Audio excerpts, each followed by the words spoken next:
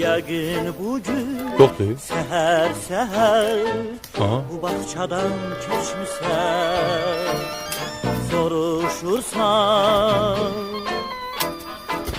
nədən bildim bunu mən? Peki sen şimdi ben nasıl kes? Çiçeklerin nefesinde saçlarının kokusu, nergislerin kumarında gözlerinin yukusu.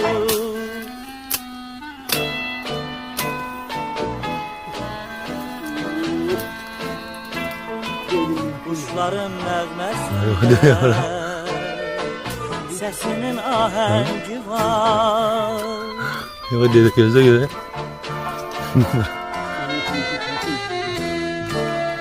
Fotoğraf alsak diyor sayın. Karların duruşundan Buradan gezelim buradan. Şey buradan.